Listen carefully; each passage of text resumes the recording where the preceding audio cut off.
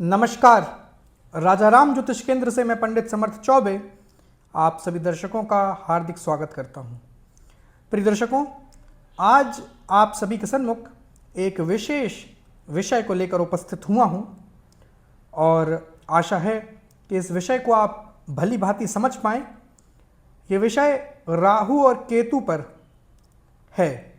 प्रिय दर्शकों, ज्योतिष शास्त्र राहु और केतु को छाया ग्रह की संज्ञा देता है और इन दोनों से जुड़े हुए कुछ तथ्य और इन दोनों से जुड़ी हुई कुछ जानकारी आप सभी के सन्मुख लेकर के आया हूं।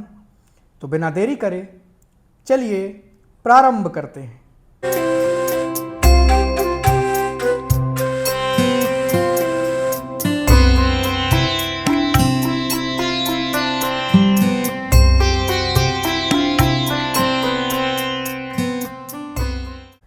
दर्शकों, राहु और केतु दो छाया ग्रह, चूंकि एक राक्षस के अंग भंग होने पर इन दोनों की उत्पत्ति हुई थी। स्वर भानु नामक राक्षस का जब अंग भंग हुए तो उस स्थिति में जो सिर रहा वो राहु और जो धड़ था वो केतु। प्रिय दर्शकों, ज्योतिष शास्त्र राहु और केतु को छाया ग्रह कहता है। इसमें समझने वाली बात यह है कि राहु और केतु हैं एक ही राक्षस के अंग, परंतु दोनों का स्वभाव अलग अलग है। भिन्नता दोनों के स्वभाव में देखने को मिलती है। सबसे पहले राहु दिखावा है, राहु भ्रम है। केतु उसका विपरीत है, केतु सत्यता है और केतु दिखावे में विश्वास नहीं रखता, केतु रहस्य है, केतु छुपाव है।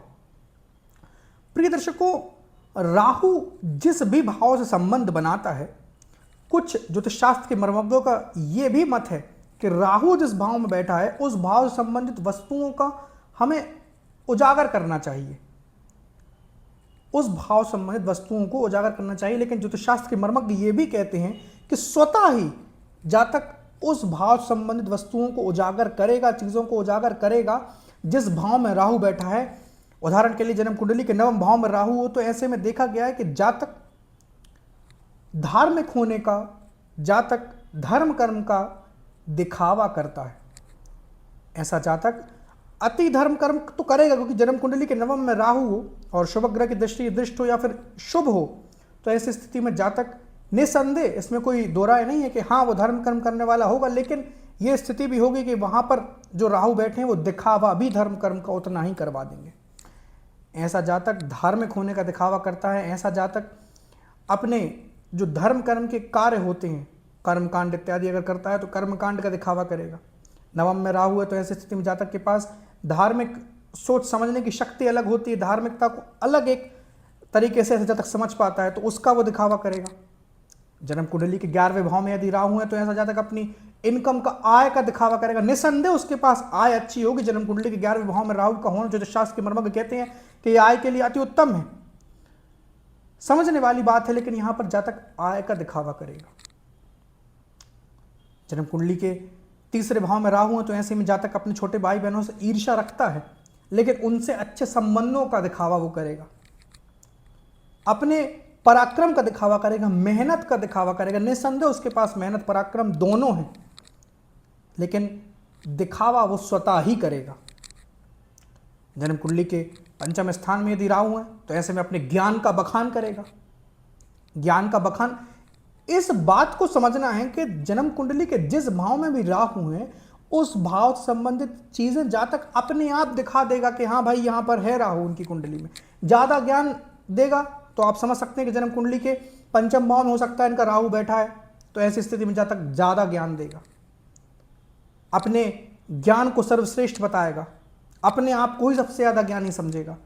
जन्म कुंडली के लग्न में यदि राहु हो तो ऐसा जातक बिना बात के खूब बोलेगा, अपने बारे में चर्चा करने लगेगा। कई बार ऐसे विषयों पर चर्चा करेगा जिन विषयों पर दूसरों का इंटरेस्ट बिल्कुल नहीं रहने वाला, उस पर चर्चा करता रहेगा। कई ज्योतिष शास्त्र के मर्मज्ञों का यह भी कथन है कि ऐसा करने पर राहु अच्छा प्रभाव देता है।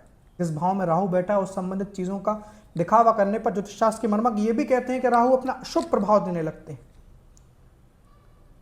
पर मैं ये समझता हूँ प्रिय दर्शकों कि किसी भी चीज़ का दिखावा किया जाए तो बहुत हद तक उसके प्रभाव में कमी आ जाती है। वो इसलिए भी है क्योंकि साधु संतों का और विद्वानों का ये मत रहा है कि गुप्त मनोरथ और गुप्त वस्तुएं अपने श्रेष्ठ प्रभाव तक जाती हैं। प्रिय दर्शकों, जिस प्रकार से राहु का स्वभाव है उसके विपरीत ही केतु का स्वभाव है। जन्म कुंडली के जिस भाव में भी केतु हो उस भाव से संबंधित चीजों को हमेशा छिपा कर रखिए। ज्योतिष शास्त्र के मर्मज्ञ कहते हैं कि जन्म कुंडली के जिस भाव में केतु है उस भाव से संबंधित चीजों को हमेशा छिपाइए। केतु रहस्य है, केतु छुपाव है, केतु सत्यता है।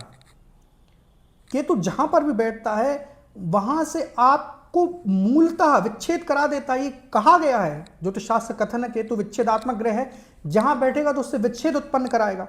इसीलिए कई बार जन्म कुंडली के सप्तम में केतु को अच्छा नहीं कहा गया, लेकिन ऐसा नहीं है कि सप्तम में केतु है तो हमेशा डाइवोर्स होगा, ऐसा कभी नहीं होने वाला।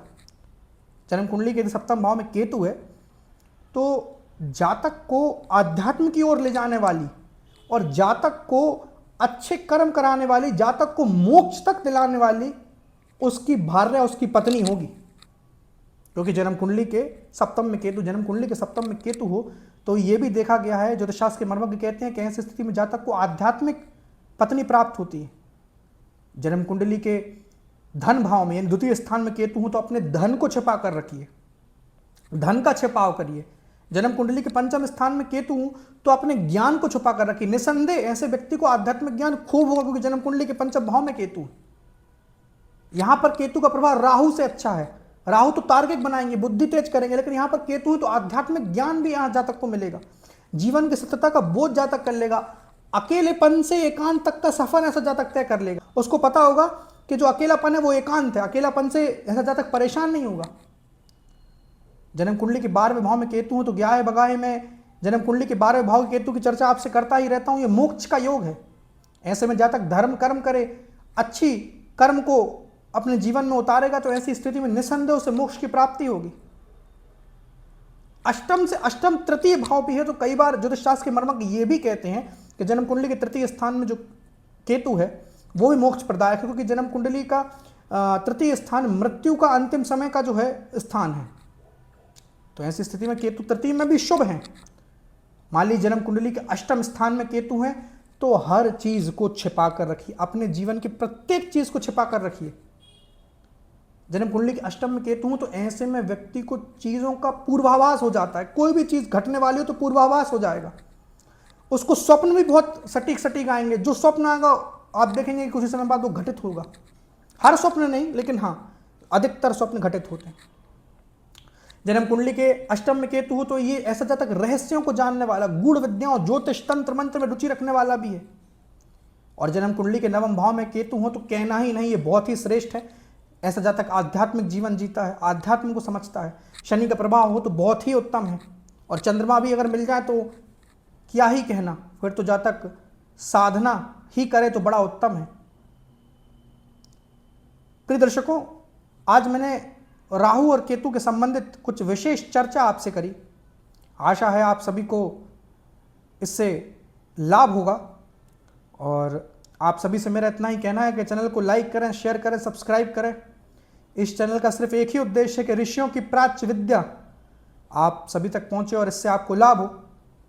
आप सभी से पुनः मुलाकात होगी। तब तक के लिए नमस्कार।